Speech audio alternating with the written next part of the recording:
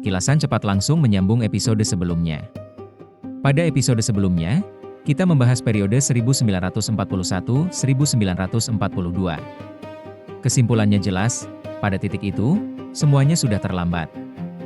Di luar negeri, koalisi penentang telah terbentuk atau sedang terbentuk. Di dalam negeri, ekonomi dan aparatus kekuasaan sudah sepenuhnya disetel untuk perang. Mengerem bukan lagi sebuah keputusan. Secara struktural, itu sudah mustahil. Maka pertanyaan logisnya adalah, bagaimana jika ingin keluar lebih awal? Sebelum perang besar benar-benar meletus sepenuhnya. Sebelum dunia masuk ke mobilisasi total. Dan ya, di sini kita tidak membahas moral. Bukan soal kesalahan, bukan soal pembenaran. Hanya satu perhitungan dingin. Bisakah seorang agresor membekukan hasil yang sudah diraih? 1. Pertanyaan. Kita mundur ke 1938-1939.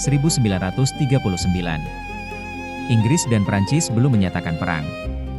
Amerika Serikat masih menjaga jarak. Eropa belum menjadi ekonomi perang total. Dan Jerman sudah menyelesaikan 3 langkah penting. Anschluss Austria. Sudetenland. Pembubaran Cekoslowakia. Dari sudut pandang seorang diktator yang hanya menginginkan satu hal, tetap berkuasa, pertanyaannya sangat wajar. Aku sudah mendapatkan begitu banyak. Mengapa tidak berhenti di sini? Mengapa tidak mengunci hasilnya sebelum semua orang benar-benar sadar? Ini tidak terdengar gila. Ini terdengar seperti realisasi keuntungan tepat waktu. Tapi pertanyaannya adalah, apakah ini benar-benar realisasi keuntungan, atau justru tipu daya terhadap diri sendiri? 2. Mengapa momen ini tampak begitu menggoda? Dilihat dari belakang, 1938-1939 tampak menggoda karena semuanya berhasil, tanpa perang besar langsung. Austria, hampir tanpa biaya militer. Sudetenland, London dan Paris mengalah. Bahkan setelah Cekoslowakia dihancurkan, protes dan kecaman ada, tetapi belum ada perang dunia. Jika hanya melihat peta, kesimpulannya mudah. Dengan risiko terbatas, batas-batas Eropa bisa diubah. Maka godaan tahun 1939 bukanlah bertaruh lebih besar. Godaan itu adalah membekukan apa yang sudah dimenangkan. Namun justru disinilah masalah dimulai. Bukan di luar, di dalam. 3. Titik awal perhitungan. Di titik ini, ideologi tidak membantu. Hanya angka. Pertanyaannya bukan, apakah kita punya uang? Melainkan, bagaimana Jerman membiayai tahun-tahun sebelumnya? Kapan kewajiban-kewajiban itu jatuh tempo? Dan jika ekspansi berhenti, dari mana uang untuk menopang semuanya? Ini bukan 3 pertanyaan terpisah. Ini satu pertanyaan yang sama. 4. Tesis inti. Negara Nazi pada 1930-an bukanlah sistem yang terlebih dahulu memperoleh keuntungan lalu mengambil keputusan. Ia adalah sistem yang dibangun di atas penundaan. Persenjataan, proyek raksasa, lapangan kerja, semuanya tidak berjalan lewat pajak yang stabil. Semuanya berjalan lewat trik pembiayaan dan utang yang didorong ke masa depan. Hasilnya, keluar, lapangan kerja, pertumbuhan, pemulihan. Ke dalam, likuiditas yang sangat tegang.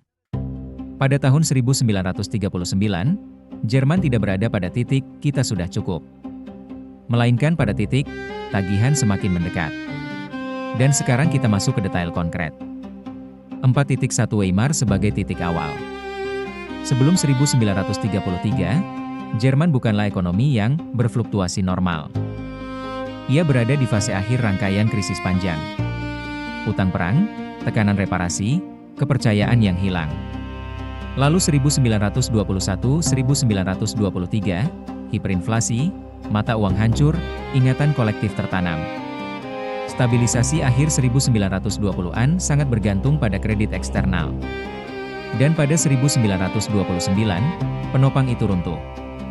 Pada 1933, pengangguran berada di kisaran 6 juta. Itulah kondisi awalnya. Secara sosial rapuh, dan secara ekonomi, kredit serta kepercayaan bukan lagi hal yang otomatis ada. 4.2 Pemulihan sebagai utang. Setelah 1933, angka-angka tampak membaik. Pengangguran turun cepat. Dari sekitar 6 juta, 1933, menjadi sekitar 1 juta, 1935. Pada 1939, angka resmi bahkan berbicara tentang hampir pekerjaan penuh. Namun pertanyaan kuncinya adalah, uangnya dari mana? Pemulihan ini tidak dibiayai pajak secara bersih. Utang bukan efek samping, utang adalah mesinnya. Dan yang lebih penting, sistem ini tidak dirancang untuk melambat dengan tenang dalam damai. Ia hidup dari asumsi bahwa masa depan entah bagaimana akan menjadi lebih besar. Bahwa akan ada momen ketika kewajiban lama bisa dinilai ulang, ditunda, atau tersapu oleh peristiwa yang lebih besar. 4.3 Utang yang terlihat. Hingga 1938, utang negara yang diakui secara resmi berada di kisaran 190 miliar Reichsmark. Itu saja sudah berat. Namun bagian yang berbahaya adalah, masalah tidak berhenti pada utang yang terlihat ini. Di luar itu, dibangun jalur pembiayaan khusus. Bukan untuk sekolah atau jalan, melainkan untuk persenjataan. Disinilah kita harus menyebut satu istilah, MEVO Bills. 4.4 MEVO, penjelasan singkat, lalu konsekuensi keras. MEVO Bills pada intinya adalah instrumen pembayaran persenjataan yang dijamin negara. Negara tidak langsung membayar industri senjata dengan uang tunai dari anggaran. Sebaliknya, perusahaan menerima wesel yang diterbitkan melalui konstruksi perantara formal. Wesel ini didiskonto di ban. Dan ban menerimanya karena jelas, pada akhirnya negara yang menjamin. Dalam jangka pendek, ini cerdas. Persenjataan bisa tumbuh cepat tanpa anggaran langsung meledak. Dalam jangka panjang, ini berbahaya, karena satu alasan sederhana. Wesel ini jatuh tempo. Ini bukan penundaan tanpa akhir. Antara 1934-1938, volume kumulatif instrumen ini sering dikutip sekitar 120 miliar Reichsmark. Maka muncul perbandingan keras. Utang negara reguler, sekitar 190 miliar, 1938. MEVO dan pembiayaan persenjataan sejenis, sekitar 120 miliar. MEVO bukan seluruh utang. Namun kira-kira setengah beban tambahan. Dan yang terpenting, inilah bagian yang memaksa negara membuat keputusan cepat ketika jatuh tempo mendekat. 4.5 Angka-angka berdampingan. Sekarang angka-angka itu harus diletakkan berdampingan. 190 miliar utang reguler. 120 miliar MEVO pembiayaan persenjataan.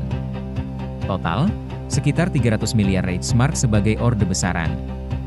Lalu, apa yang diberikan ekspansi sebagai bantalan yang langsung bisa dipakai? Austria, 78,3 ton emas, setara kira-kira 220 juta Reichsmark.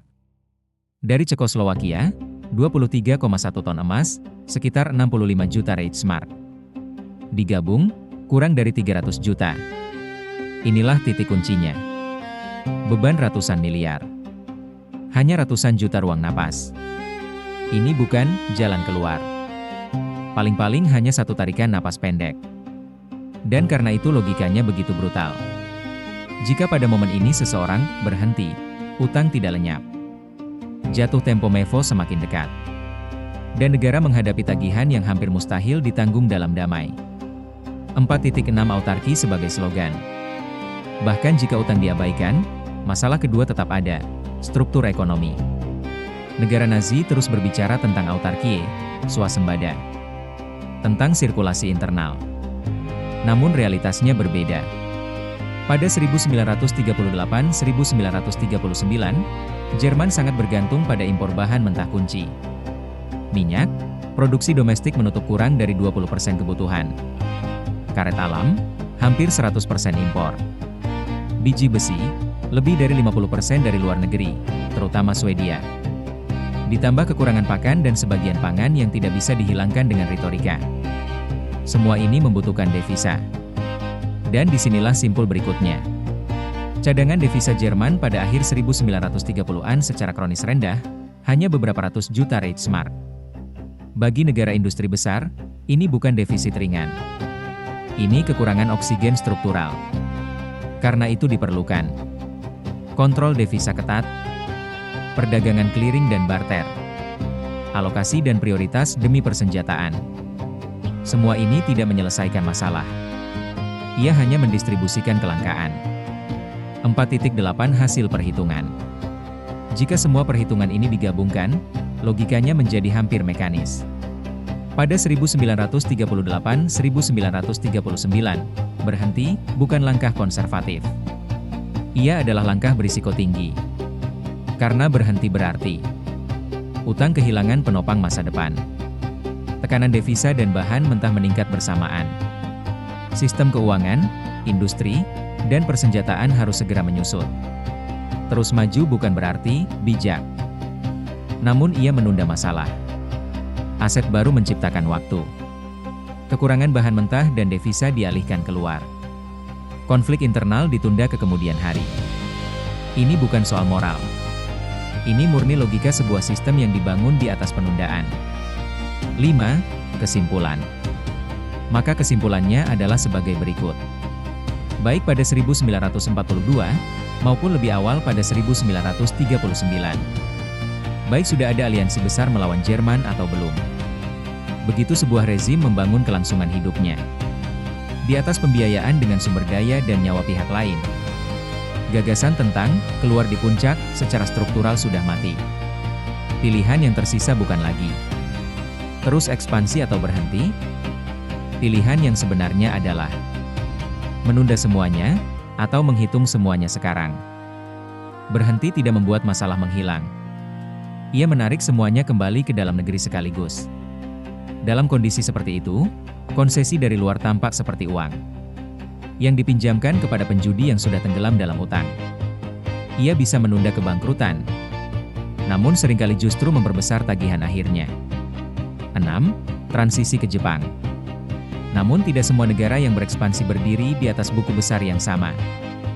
Jerman semakin hidup dari menunda beban lama melalui penaklukan baru. Jepang di Asia Timur sebagian memiliki struktur berbeda. Korea, Taiwan, Manchuria, itu bukan sekadar rampasan jangka pendek. Dalam banyak hal, itu adalah integrasi kolonial, administrasi, infrastruktur, produksi. Ini tidak membuatnya lebih lunak. Namun ia mengubah perhitungannya. Dan justru karena itu, pertanyaan berikut menjadi tajam. Jepang terjebak di Tiongkok. Sumber daya terbatas. Basis industrinya jauh lebih lemah dibanding Amerika Serikat. Mengapa? Kemudian, mengambil langkah.